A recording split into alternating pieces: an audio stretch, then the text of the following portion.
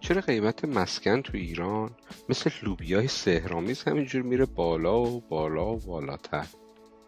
شهرداری‌ها در تهران تو تمامی 30 سال گذشته همیشه برای حل مسئله مسکن از همون فرمولی پیروی کردن که علم اقتصاد مرسوم دستور داده: عرضه بیشتر به منظور کاهش قیمت‌ها. اما این اتفاق در بازار مسکن ایران هیچ وقت نیفتاده. ما که یادمون نمیاد قیمت خونه هرگز پایین اومده باشه. شما یادتون میاد؟ اما علتش چیه؟ علت این موضوع چیزیه که بهش میگن عرضه سوداگرانه. یعنی که مسکن به قصد درآمدزایی تولید میشه. مسکن به شکل کالای سرمایه‌ای در اومده و دیگه کالای مصرفی نیست. هدف از ساختن خونه دیگه صرفاً این نیست که سقفی باشه که آدم‌ها توش بخوابن، غذا بخورن، عاشقی کنن، بیارامن، که سرپناهی باشه برای زندگی، برای سکنا گزیدن جانها. نه، اینا شدن کارکرد ثانویه مسکن.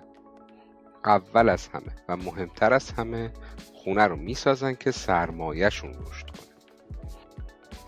وقتی مسکن صرفاً به قصد درآمدزایی تولید بشه، به عکس چیزی که علم اقتصاد مرسوم پیش بینی کرده، عرضه و تقاضا به تعادل نمیرسه.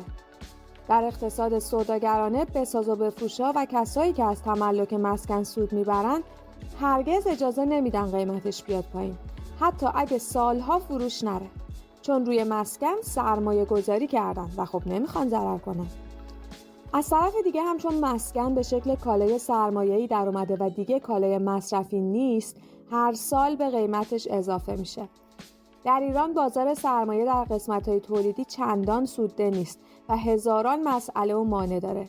قسمت زیادی از سرمایه‌ها به سمت ساخت و ساز مسکن میره و سرمایه‌دار به هیچ قیمتی حاضر نیست از سودش کوتاه بیاره.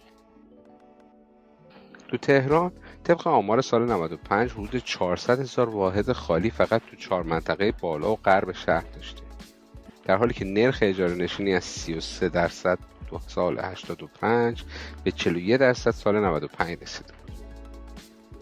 تو این وضعیت با اصرار شهرداری‌ها بر افزایش عرضه، هزینه مسکن پایین که نمیاد هیچ، بالا هم میره. اجاره نشینی افزایش پیدا میکنه و خیلی‌ها ناچار میشن به خاطر هزینه‌های سرسام‌آور اجاره از شهر کوچ کنن. حالا این یعنی هیچ کس از خرید و فروش خونه نباید سود کنه؟ نه والا، منظور این نیست. موضوع اینه که مسکن از ضروریات اولیه زندگی آدم هاست و سیستم سرمایه سالار حاکم اومده اون رو توی بازی سوداگری خودش غرق کرده.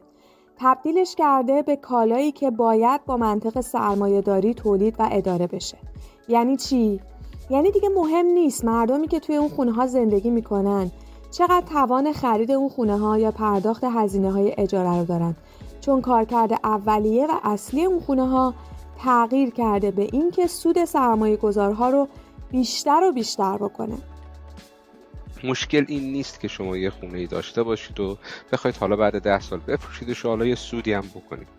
مشکل اینه که وقتی سرمایه‌های زیادی که در دست عده کمی هست میفته توی بازار سوداگری بساز بفروشی یا بساز و فعلا نفروشی، سقف بالای سر مردم میشه بازیچه این بازی چرخه سوداگرانه و نتیجهش میشه افزایش سرسام‌آور هزینه مسکن، طوری که اغلب درآمد آدم‌ها رو میبره و همینطور اسباب کشی‌های مداوم به جاهای ارزونتر و آخرش هم بیرون پرت شدن از شهر. حالا راه حل چیه؟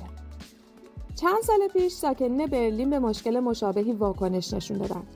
وقتی قیمت مسکن شروع کرد طی چند سال یه رشد صعودی ناموزونی رو به زندگی مردم تحمیل کردن، یه سری آدما اومدن و گفتن خونه مال زندگیه، نه مال سوداگری.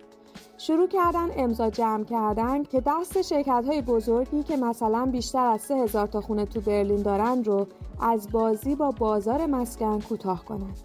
وقتی امضاها به یه حد نصاب رسید، اینو بردن به صورت رفراندوم تو سطح شهر مطرح کردن که در نهایت سال 2021 با یه درصدی رأی آورد که آره، دولت باید یک کاری بکنه و دست این شرکت‌های بزرگ رو از بازار مسکن کوتاه کنه. یه راه برای حل این مشکل خارج کردن بخشی از تولیدات مسکن از این چرخه سوداگریه. این کاریه که همه دولت‌ها از جمله بازار آزادی ترین دولت‌ها هم انجام دادن.